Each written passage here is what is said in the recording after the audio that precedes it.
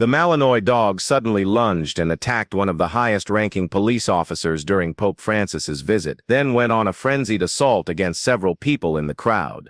Maximus knew something was wrong. The Belgian Malinois stood at attention beside his handler, Officer Elena Rossi, at the edge of St. Peter's Square. His amber eyes scanned the crowd, nostrils flaring as he processed the tapestry of scents that wafted through the crisp morning air. The mass of humanity before him had gathered for the somber occasion of paying respects to the late Pope Francis, whose passing 3 days prior had plunged the Catholic world into mourning. But beneath the heavy cloak of grief that permeated the square, Maximus detected something else, something that made the fur along his spine bristle and his muscles tense. Elena noticed the change in her partner's demeanor. "What is it, boy?" she whispered, glancing down at the dog who had been by her side through countless security details. In their 3 years together with the Rome Police Special Operations Division, she had learned to trust his instincts implicitly. Maximus didn't respond. His focus remained fixed on a particular scent that stood out from the thousands of others, a chemical signature that triggered warnings in his highly trained mind. It wasn't just one source but several, scattered throughout the massive crowd. As the gates opened and mourners began to file in toward the Basilica where the Pope's body lay in state, Elena received word through her earpiece that Vatican security was reporting all clear. The comprehensive security sweep had detected nothing unusual, but Maximus knew better. His nose never lied. What unfolded in the next few hours would test not only his training, but the very trust humanity placed in their canine guardians. Because sometimes the only one who can see the truth is the one nobody is listening to, and sometimes that someone has 4 legs and a tail. Maximus hadn't always been named Maximus. Born in a specialized breeding facility in the Belgian countryside, he had first been called B7, the 7th puppy in his litter. From his earliest days, trainers had noted his exceptional focus, drive, and intelligence, qualities that would eventually make him one of the most valued members of Rome's canine unit. When Elena Rossi first met him at 18 months old, after his initial training in Belgium, she'd renamed him Maximus, after the Roman general. "A strong name for a strong protector," she'd said, scratching behind his ears. From that moment, they had formed an unbreakable bond. Now at 5 years old, Maximus was in his prime. His tawny coat gleamed in the morning light as he stood alert beside Elena, watching the crowds file solemnly into St. Peter's Square. The passing of Pope Francis had brought an unprecedented number of mourners to Rome, government officials, religious leaders, and ordinary citizens from around the world. While the human security personnel saw only the logistical challenge of managing such massive crowds, Maximus perceived the situation through a different lens. His world was defined by scent, and right now, that world was telling him something was dangerously wrong. Elena sensed his unease. "Steady, Max," she murmured, her hand resting on his back. "What's got you worked up?" Maximus remained focused, scanning methodically. Then suddenly, his head snapped toward a man in a Vatican police uniform standing near the security checkpoint. Something about the man's scent profile wasn't right. It carried traces of chemicals that Maximus had been trained to recognize, compounds used in explosive devices. Without warning, Maximus lunged forward, the sudden movement catching Elena by surprise. The leash slipped from her fingers as the dog charged through the crowd, his powerful body weaving through the forest of legs with remarkable agility. "Maximus, heel," Elena called out, but her command was lost in the ambient noise of the square. The crowd parted instinctively as the police dog barreled forward, his bark now echoing across the square. Security personnel turned, hands moving toward their weapons, uncertain if this was a training exercise or something more serious. The officer in question, Lieutenant Paolo Bianchi according to his nameplate, turned just as Maximus approached. For a split second, something flickered across the man's face, not the surprise one would expect from a fellow officer, but a flash of cold recognition and fear. That momentary reaction confirmed what Maximus already knew. This man was not who he appeared to be. Maximus launched himself forward, powerful jaws clamping down on the man's arm. The crowd gasped collectively as the dog and officer tumbled to the ground. Security personnel rushed forward, including Elena, who was now sprinting across the square. "Control your dog," shouted the head of Vatican security, his face flushed with anger. Maximus, release, Elena commanded as she reached them, her voice firm despite her confusion. The dog reluctantly let go, but remained in an aggressive stance, teeth bared, a low growl rumbling from his chest. "What is the meaning of this?" demanded the officer, clutching his arm where Maximus had bitten him. "Your dog is out of control." Elena began to apologize, but Maximus wasn't finished. He lunged again, this time toward the officer's jacket pocket. His teeth caught the fabric, tearing it open. A smartphone clattered to the ground, its screen illuminating with a timer application running. The officer lunged for the phone, but Elena was faster. She scooped it up, her police training triggering immediate suspicion. As she looked from the phone to the officer's face, she noticed something she hadn't before: a slight unevenness around his hairline, the telltale sign of a high-quality silicone mask. "ID. Now," she ordered, her free hand moving to her sidearm. The man's expression hardened. Instead of reaching for identification, his hand moved toward his waistband. "Done," Elena shouted, drawing her weapon. Before the imposter could draw, Maximus was on him again, this time knocking him flat on his back. The commotion drew every security officer in the vicinity, and within seconds the man was surrounded. In the chaos that followed, few noticed Maximus breaking away again, his nose leading him through the crowd with unerring precision. He located and confronted 3 more individuals: a woman with a rosary, an elderly man with a cane, and a young priest, all of whom carried the same alarming scent signature. Each confrontation ended with security personnel subduing the suspects, all of whom turned out to be carrying communication devices linked to the first man's phone. None of them had bombs directly on their persons, but each carried traces of explosive residue, enough to trigger Maximus's sensitive nose, but not enough to be detected by the security scanners. By the time the square was evacuated and a full sweep initiated, Maximus had helped uncover the first threads of what would turn out to be one of the most sophisticated terrorist plots ever attempted against the Vatican. But as Elena would later reflect, this was just the beginning of a mystery that would lead them into the darkest corners of religious extremism, political manipulation, and personal vendettas, all centered around the legacy of a pope who had challenged the status quo once too often. And at the center of it all was a dog who saw what humans could not, whose instincts had already saved countless lives, and whose journey was only just beginning. "Your dog is a menace, Officer Rossi." Chief Inspector Vittorio Moretti's voice was cold with barely contained fury as he paced the small conference room at Rome Police Headquarters. Elena sat rigidly in her chair, while Maximus lay at her feet, still on high alert, despite the exhaustion evident in his posture. "Sir, with all due respect," Maximus uncovered a serious security threat. "The suspects have already confirmed under questioning that they were part of a coordinated—" "I'm well aware of what they've confessed," Moretti interrupted, slapping a preliminary report on the table. "But that doesn't change the fact that your canine attacked a man who appeared to be a Vatican police officer, in full view of international media, creating panic during what should have been a solemn occasion." "That man was not a police officer," Elena countered, her voice steady despite her rising frustration. "He was wearing a sophisticated silicone mask. Facial recognition has confirmed he's Bruno Gallo, a known associate of extremist groups, which we only discovered after your dog created an international incident." Moretti leaned over the table, his face inches from hers. "Do you have any idea of the diplomatic nightmare this has created? The Vatican is questioning our security protocols, and footage of your dog attacking mourners is circulating on every news channel." Elena understood the political pressure her superior was under, but she wouldn't back down. Maximus was doing his job. The explosive residue found on all 4 suspects matches compounds used in the Milan train station attempt last year. If he hadn't intervened, enough, Moretti straightened, adjusting his tie with a sharp tug. "Until further notice, K9 Unit Maximus is suspended from active duty. He'll be remanded to the training facility for evaluation and possible reconditioning." Elena felt as though she'd been struck. "Sir, you can't separate us. Maximus has never had a false positive.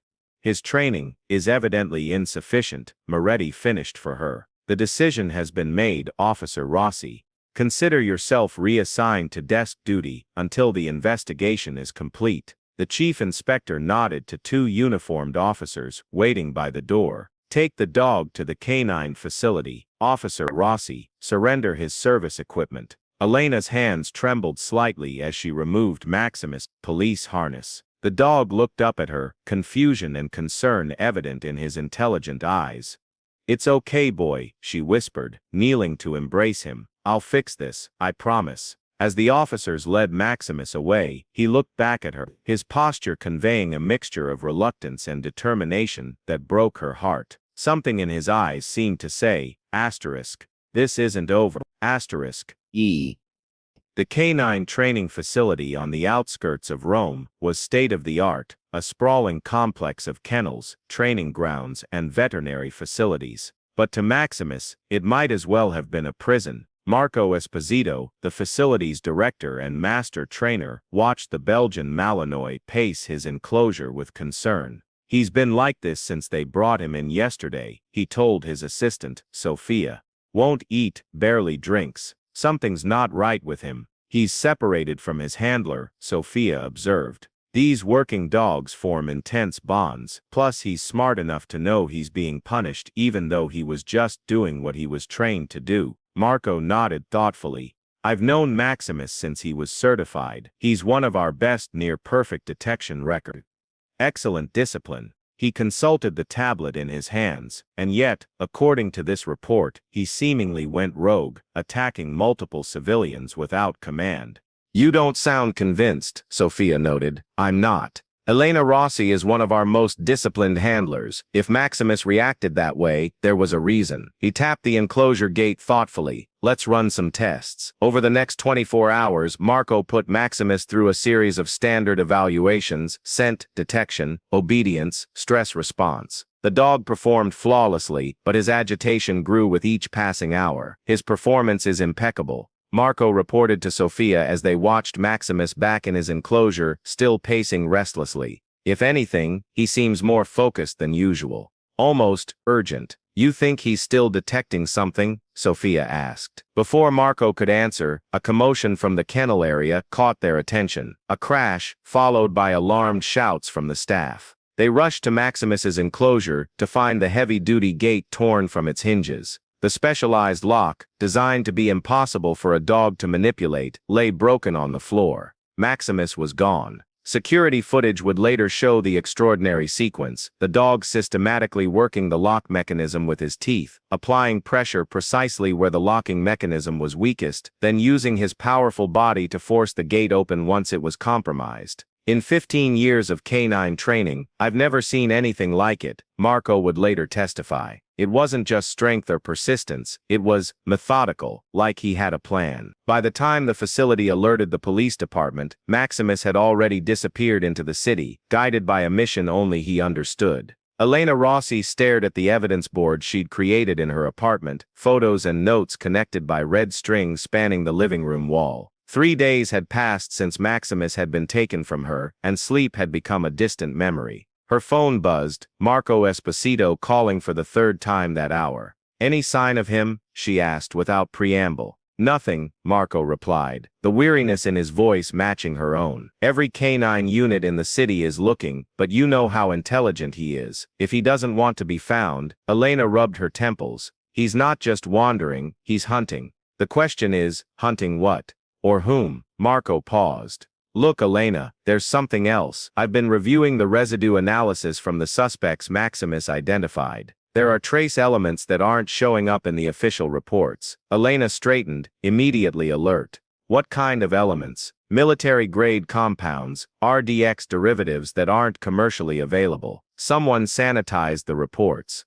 "Why would they?" Elena began, but the sound of scratching at her apartment door cut her off. She moved cautiously toward it, hand instinctively reaching for the service weapon she no longer carried while on suspension. More scratching, followed by a familiar whine that made her heart leap. "Marco, I'll call you back," she whispered, ending the call. She approached the door, checking the peephole before gasping in surprise. Maximus stood in the hallway, his fur dirty and matted in places, but his posture alert and his gaze intensely focused. Elena threw open the door, falling to her knees as Maximus bounded into her arms, his whole body vibrating with a mixture of relief and urgency. "How did you find me?" she whispered into his fur. "We don't even live here most of the time." The apartment was her rarely used second residence, far from her main home that would be under surveillance. Maximus pulled back, his attention already shifting to something else. He tugged at her sleeve, then moved toward the door with purpose, looking back at her expectantly. "You want me to follow you," Elena realized. She knew she should call Marco, should report that Maximus had been found. But something in the dog's demeanor, the same urgency she'd seen in St. Peter's Square, told her this couldn't wait. She grabbed a jacket and her personal sidearm. "Lead the way, partner." Maximus navigated the nighttime streets of Rome with uncanny precision, leading Elena through a series of back alleys and side streets that kept them away from main thoroughfares and security cameras. After nearly an hour of this careful progress, they arrived at an abandoned warehouse in an industrial district near the Tiber River. Maximus grew more cautious, his body lowering as he approached, signaling Elena to do the same. Through a broken window, Elena could see light inside the warehouse, not the bright industrial lighting such a building would normally have, but the dim glow of temporary lamps set up in a central area. Moving closer, she could make out voices, at least 3 distinct speakers engaged in tense conversation. With Maximus silently at her side, she positioned herself where she could see and hear without being detected. What she witnessed turned her blood cold. In the center of the warehouse floor stood Lieutenant Paolo Bianchi, the real Bianchi, whose identity had been stolen by the mask-wearing imposter at the Vatican. He was bound to a chair, his face bruised and bloodied, but very much alive. Surrounding him were 4 men, including one whose voice Elena recognized with a sickening jolt, Chief Inspector Vittorio Moretti. "The dog complicated things," Moretti was saying, his back to Elena's position. "But the plan proceeds. The timing has shifted, but the outcome will be the same." "The security will be even tighter now," objected one of the others, a tall thin man with wire-rimmed glasses. "We've lost our inside access." "We have alternatives," Moretti replied calmly. "The anniversary gathering will be even larger, more symbolic. The impact will be greater." "And what about him?" The third man nudged Bianchi with his foot. "He's served his purpose." Moretti shrugged. "Dispose of him. Make it look like the terrorist did it." Another victim discovered too late. Elena had heard enough. She retreated carefully with Maximus, putting distance between themselves and the warehouse before calling the one person she knew she could trust, Marco Esposito. "I need your help," she whispered into the phone, "and I need it off the books." Dawn broke over Rome as Elena, Maximus, and Marco huddled in the back room of a veterinary clinic, owned by Marco's sister, Julia. The small space had become their impromptu command center, one where they could work without official oversight. "So you're telling me the chief inspector himself is involved in this plot?" Julia asked as she tended to some minor cuts on Maximus's paws from his escape and journey through the city. The dog submitted to her ministrations with unusual patience, his focus never leaving Elena's face. "I heard him with my own ears," Elena confirmed grimly. "He's planning something for the Pope's anniversary memorial ceremony next week." Marco spread out the documents he'd managed to acquire from his security clearance. "It makes a sick kind of sense. The initial attack was thwarted, but by making it public, they created the perfect backdrop for something bigger." "But why?" Julia asked, applying the last bandage to Maximus's paw. "What's their motive?" Elena pointed to her research board, now reconstructed on the clinic's wall. "I've been connecting the dots. Pope Francis made powerful enemies during his papacy. His stances on climate change, economic inequality, immigration, they challenged a lot of established interests. Powerful enough interests to orchestrate something like this." Marco looked skeptical. "With the right resources and connections, yes." Elena pinned up a new photo, a surveillance image of Moretti meeting with a well-dressed man outside a private club. "This is Sergio Valente, chairman of Globotech Industries. They lost billions when the Vatican divested from fossil fuels last year at Francis's direction. And this man here," she continued, Adding another photo is Cardinal Romano, who was passed over for promotion repeatedly under Francis. He's been connected to several ultra-conservative Catholic groups that oppose the Pope's more progressive positions. Marco whistled low. A conspiracy of money and faith, with corrupt law enforcement providing the muscle, Elena added. The perfect storm. Maximus suddenly stood at attention, his ears perking forward. A moment later, they all heard it. A car pulling up outside the clinic. Julia moved to the window, peering through the blinds. Police, she whispered. Elena's hand moved to her weapon.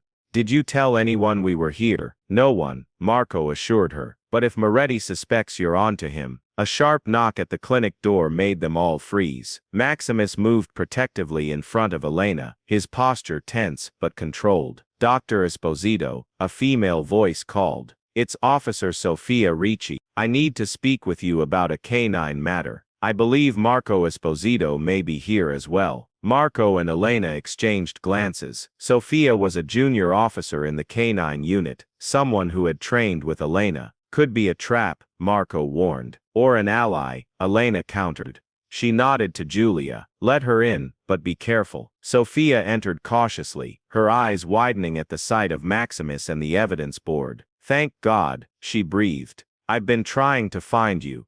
How did you know we were here? Marco demanded. I didn't, not for certain, but I knew Maximus would find Elena, and I knew Marco would help. Sofia produced a flash drive from her pocket. You're not the only one who's been connecting dots, Elena. There's something very wrong happening in the department. She explained how she'd been asked to falsify training records for several canine units, to indicate they'd failed explosive detection tests when they hadn't. They're systematically discrediting the dogs that might pose a threat to whatever they're planning. The flash drive contained security footage from headquarters showing Moretti meeting with several unidentified men, as well as digital trails of communications that had been scrubbed from official records. This goes higher than just Moretti, Sofia concluded. There are at least 3 other senior officers involved, plus connections to private security contractors who've been brought in for the anniversary ceremony. Elena studied the new information with growing concern. They're creating blind spots, areas where the canine units won't be deployed, or where their alerts will be ignored.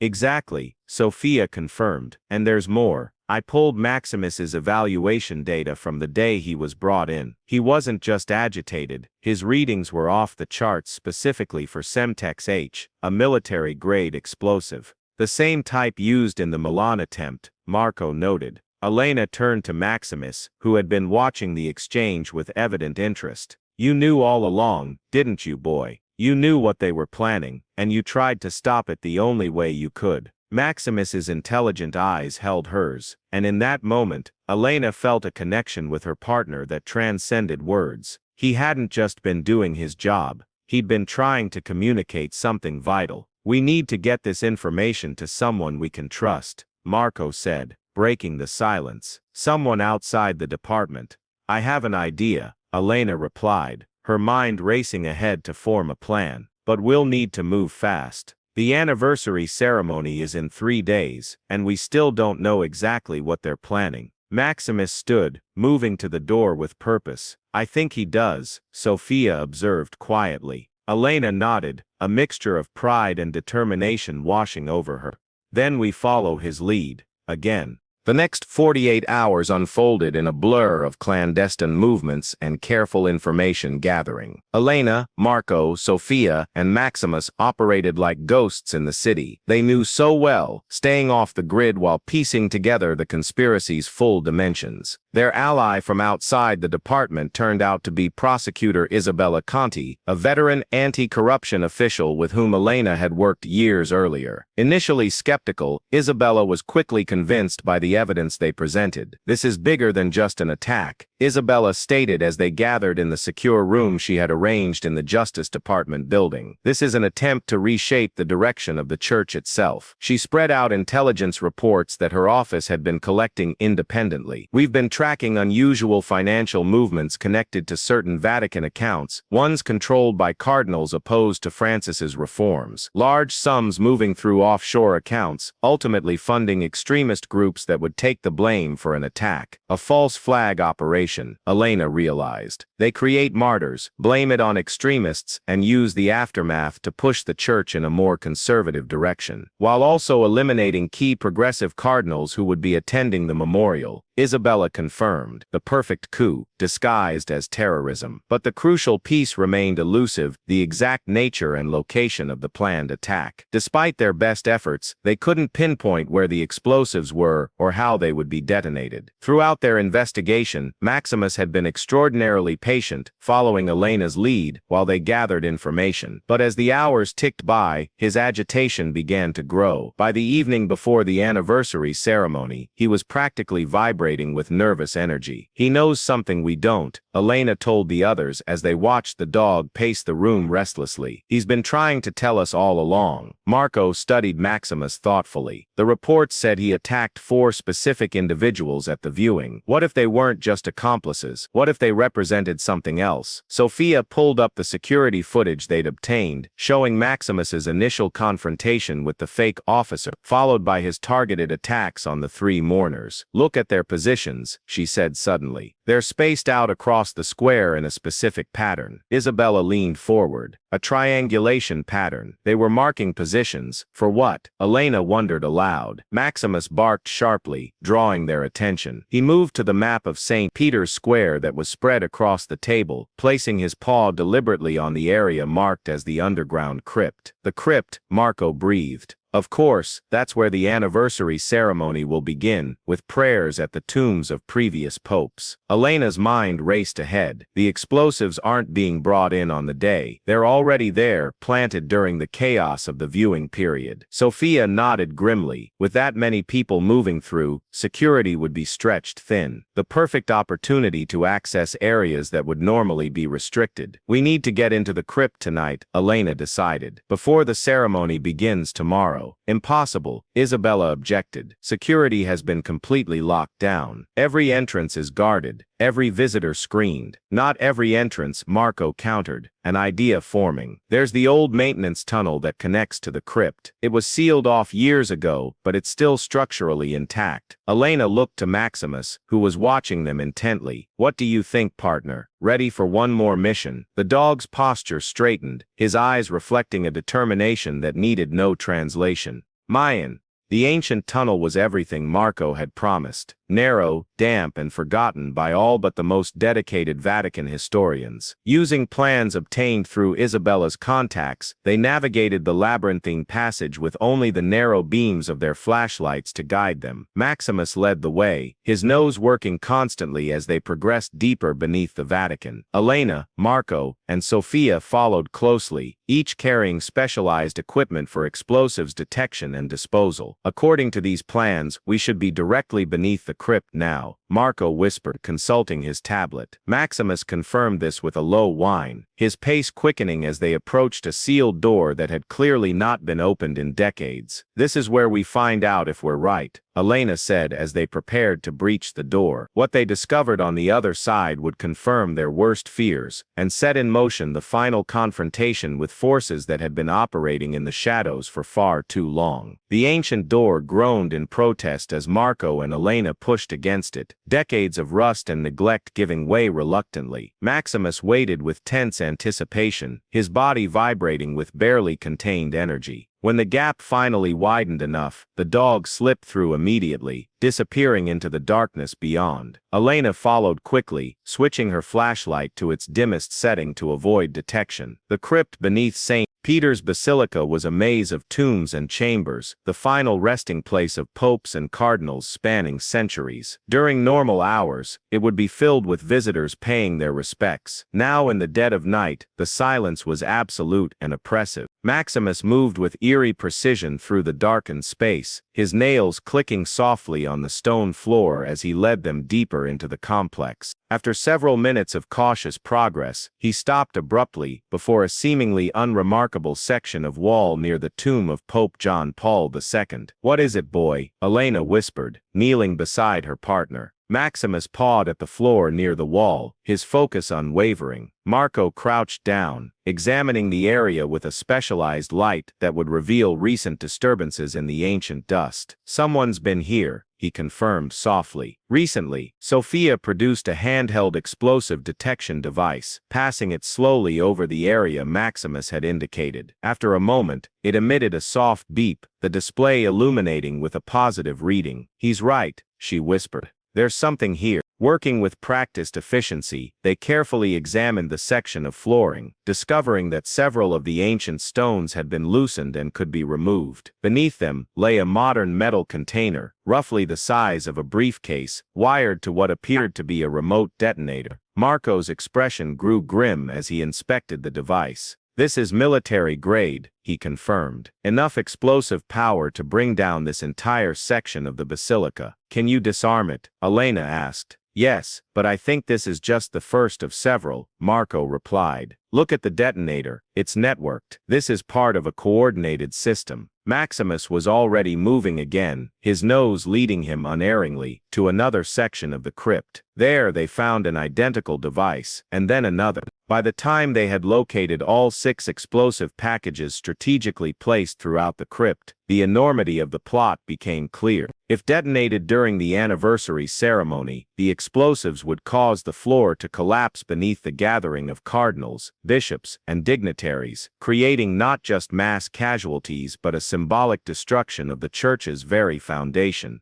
This isn't just terrorism, Elena realized, as they carefully documented the locations. This is an assassination program targeting specific leadership. Marco nodded grimly. The blast pattern would directly impact the section where the progressive cardinals would be seated, while leaving the conservative faction largely unscathed. "But we can't just remove the explosives," Sophia pointed out. "If we do, they'll know someone discovered their plan. They might activate a backup or go into hiding before we can arrest them." Elena studied the devices thoughtfully. "We need to catch them in the act," she decided. "Replace the detonators with dummies, leave the packages in place but rendered harmless. Then track the signal when they try to activate them." "Risky," Marco warned. "If we miss even one detonator, we won't," Elena assured him, looking at Maximus who sat alertly beside her. "Not with him on our team." They worked through the night, carefully disarming each explosive package and replacing the detonators with identical-looking but non-functional duplicates. Each was rigged with a tracking device that would activate when it received a detonation signal.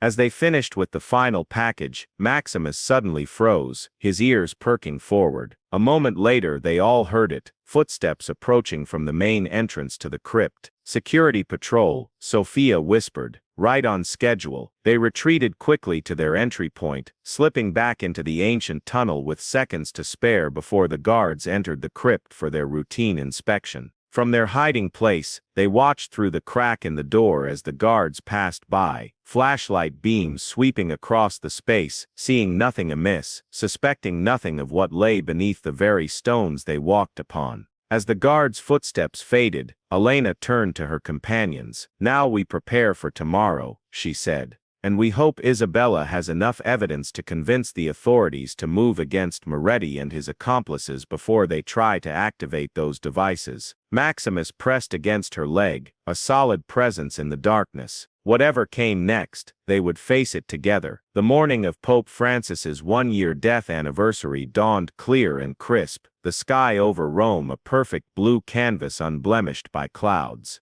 By 8 a.m., crowds had already begun to gather in St. Peter's Square, pilgrims and mourners coming to honor the beloved pontiff's memory. Security was unprecedented, a visible presence of both Vatican and Italian police, supplemented by plainclothes officers dispersed throughout the crowd. To the casual observer, it appeared to be the most secure event possible, but Elena Rossi, watching from a nondescript van parked 3 blocks from the square, knew better. Through Isabella's influence, they had managed to place their own security team within the operation, but Moretti and his confederates still controlled the overall security apparatus. "Status check," Elena spoke into her secure communication device. She was dressed in the uniform of a technical support contractor, a disguise that would allow her to move through security checkpoints without raising alarms. Perimeter team in position, came Marco's voice. He and Sophia were coordinating the small group of trusted officers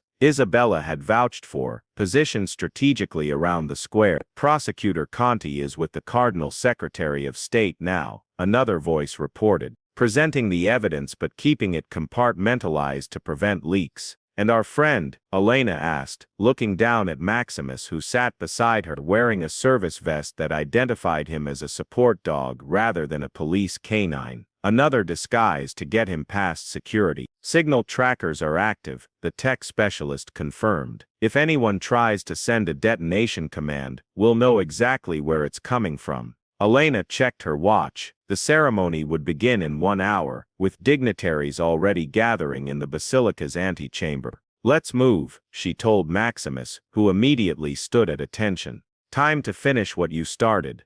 The interior of St. Peter's Basilica was a study in contrast that morning, the solemn atmosphere of remembrance juxtaposed with the tension of unseen forces moving beneath the surface. As Elena and Maximus navigated through the security checkpoints, she scanned the crowd for familiar faces, knowing that somewhere among them were the conspirators waiting to execute their plan. Maximus stayed close, his behavior impeccable, giving no indication of the crucial role he had played in uncovering the plot. To anyone watching, he was simply a service dog accompanying a technician. They positioned themselves near an access point to the crypt, where the initial prayers would be held before the main memorial service. From her vantage point, Elena could see the procession of cardinals beginning to gather, their red vestments vivid against the basilica's muted tones. Her earpiece crackled. Movement at the security command center, Marco reported. Moretti just arrived with 2 unidentified males.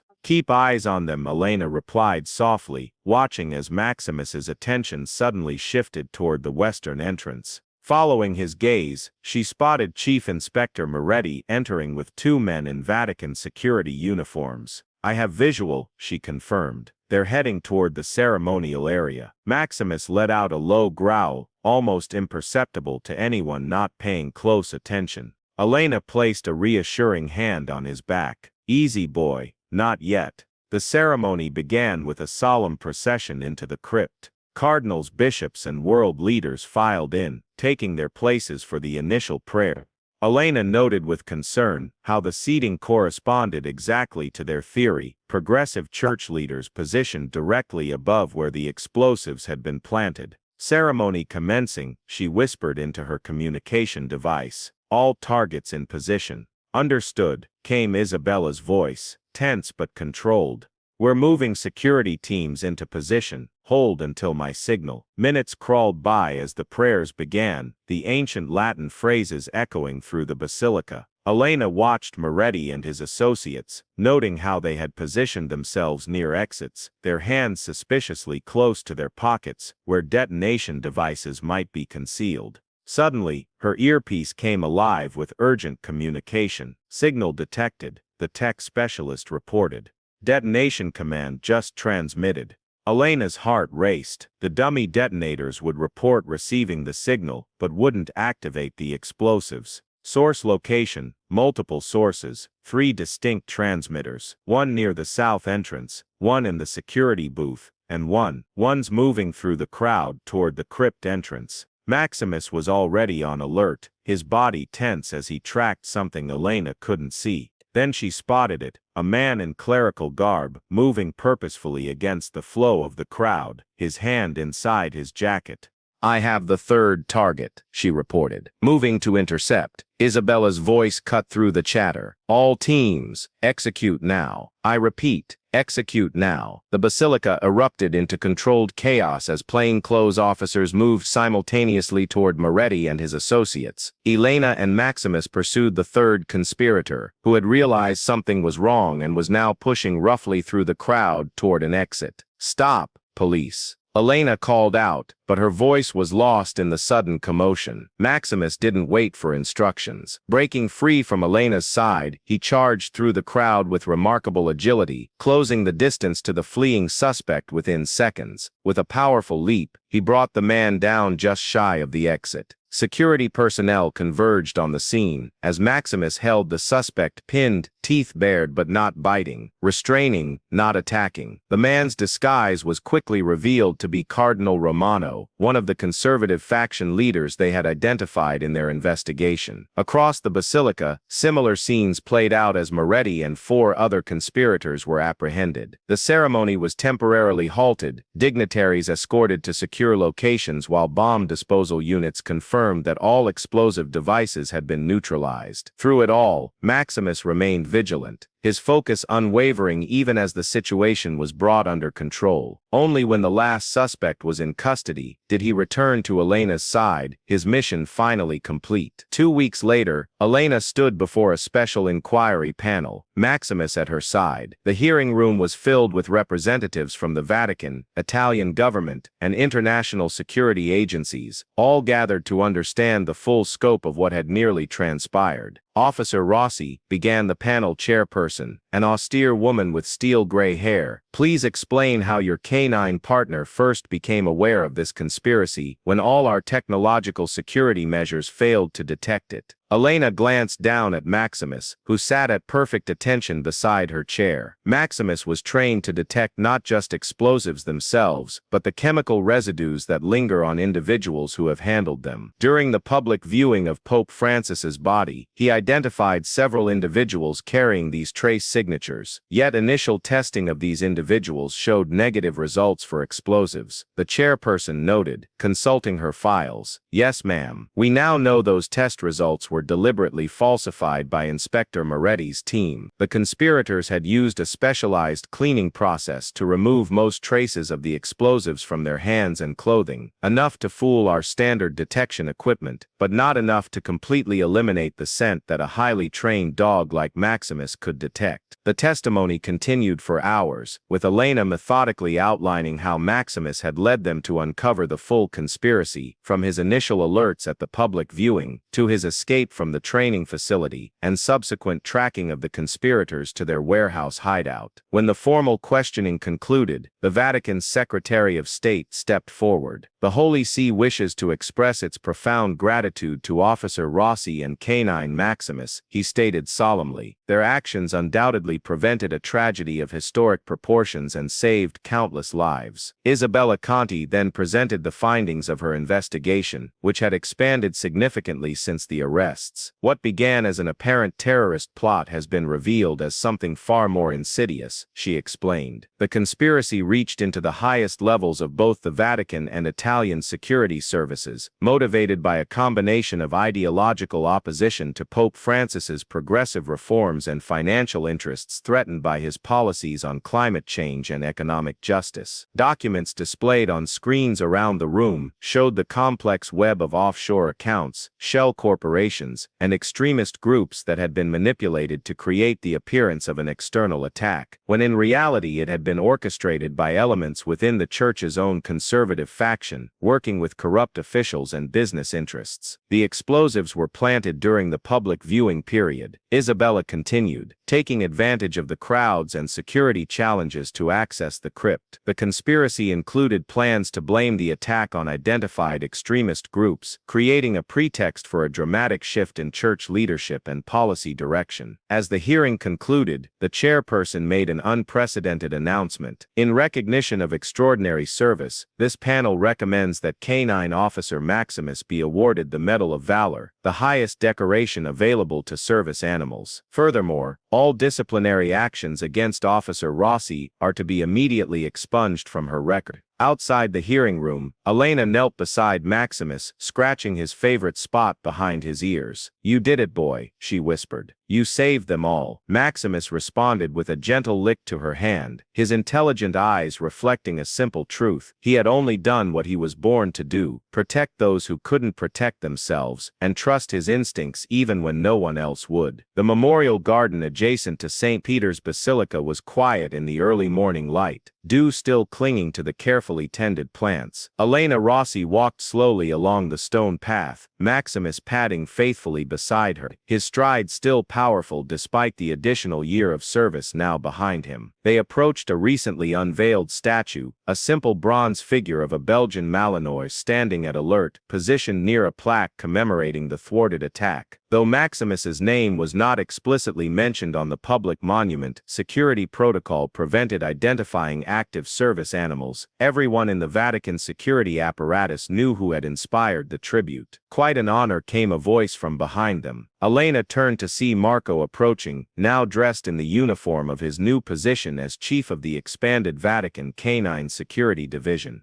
"He deserves more," Elena replied, watching as Maximus politely acknowledged Marco with a brief tail wag before returning to his professional demeanor. The aftermath of the conspiracy had brought sweeping changes to security protocols at the Vatican and throughout Rome. The canine program had been significantly expanded, with Maximus's training methods now forming the core of a new curriculum for explosive detection dogs. "The new pope will be arriving soon," Marco noted, checking his watch. The first public audience since the election. Following the averted crisis, the Catholic Church had entered a period of intense self-examination. When the papal conclave finally convened 6 months later, they had elected Cardinal Miguel Suarez, a moderate who had been one of Pope Francis's most trusted advisors, and who had been among those targeted in the crypt that day. "Will you be staying for the audience?" Marco asked. Elena shook her head. "We're due at the academy. New class of handlers starting today." After the inquiry, Elena had been promoted to lead instructor at the National Canine Training Academy, where her experience and Maximus's extraordinary capabilities were being used to train the next generation of handlers and service dogs. As they walked toward the exit, they passed a tour group being led by a young Vatican guide. "And here," the guide was saying, "is where an observant security dog first alerted to the presence of conspirators during Pope Francis's funeral, ultimately preventing a catastrophic attack during the anniversary memorial." A child in the group raised her hand. "What was the dog's name?" The guide smiled. "That information remains classified for security reasons, but within these walls, some call him the guardian of St. Peter's." Maximus's ears perked up slightly at the words, though he continued walking beside Elena without breaking stride. "I think he likes his new nickname," Elena whispered, a smile playing at the corner of her mouth. Maximus offered no comment, but his posture seemed to convey a quiet dignity, an understanding of duty fulfilled and lives saved. As they passed through the security checkpoint, the guard stood a little straighter, offering respectful nods to the duo. Maximus had become something of a legend within security circles, his story shared in training sessions and break rooms throughout Rome. Outside the Vatican walls, the city was coming alive with morning activity. Elena and Maximus made their way through familiar streets, no longer undercover or in disguise, but simply partners continuing the work they had been trained to do. The conspiracy had been broken, its architects now facing justice in courts both civil and ecclesiastical. The new pope had instituted reforms to prevent such infiltration from happening again, while continuing many of his predecessors' progressive policies. But for Elena and Maximus, the most important outcome was more personal. Their bond, that ineffable connection between handler and service dog, had been tested and proven unbreakable. When all systems and protocols had failed, when human judgment had been compromised, Maximus's instincts had remained true. As they reached the academy grounds, a new group of handlers and their canine partners waited for their first day of training. Elena felt Maximus straighten beside her, sensing the importance of the moment. These young dogs looked up to him now, the veteran whose nose had saved the heart of the Catholic Church. "Ready to show them how it's done?" Elena asked. Maximus looked up at her, his amber eyes reflecting complete trust and partnership. No words were needed between them. The story of how a single dog had uncovered a conspiracy that nearly changed the course of religious history would be told for generations, but for Maximus, it had simply been another day of doing what he loved, working alongside his human, following his nose, and protecting those who needed protection. As they walked together toward the training field, their shadows merged into one on the sunlit ground, handler and dog, detective and guardian. a partnership that had proven that sometimes the most profound truths can be discovered through the simplest of connections. The private chambers of Pope Miguel were spare by papal standards, reflecting the new pontiff's preference for simplicity. He stood at the window, gazing out at the eternal city stretched before him, shadows lengthening as evening approached. A discreet knock at the door preceded the entrance of his private secretary. "Your Holiness, the document you requested." The Pope turned, accepting the simple manila folder with a nod of thanks. When the secretary had departed, he opened it carefully, examining the contents, a comprehensive report on the conspiracy that had nearly claimed his life, along with those of many of his colleagues. 1 year earlier, most of the information was familiar to him, having been briefed extensively during the investigation, but attached to the final page was something new, a photograph of Officer Elena Rossi and her partner Maximus, taken during the medal ceremony that had followed the inquiry. The Pope studied the image thoughtfully, particularly the dog's intelligent, alert expression. According to the security protocols, the identity of the canine officer who had uncovered the plot was kept confidential in all public records. But here, in the privacy of his chambers, the Pope allowed himself to acknowledge the truth. He reached into his desk drawer and withdrew a small object, a custom-made medal bearing the papal insignia and a simple inscription, "To Maximus, Guardian of the Faith." It was unofficial, of course, and would never be publicly presented, but the Pope had commissioned it nonetheless, feeling that divine providence sometimes worked through the most unexpected instruments. Tomorrow, the medal would be delivered anonymously to Officer Rossi's residence, with no indication of its origin. A small gesture of personal gratitude from a man who understood that sometimes the greatest wisdom could be found in trusting instincts that defied rational explanation. The Pope returned to the window, the photo still in his hand. Somewhere out there, the dog who had saved the church was going about his daily life, unaware of his place in history. There was something profoundly right about that, the pontiff reflected, a reminder that true heroism rarely announced itself with fanfare, but simply emerged when needed most. "Benecit Maximus," he whispered to the gathering dusk. "May you continue to guard what matters most."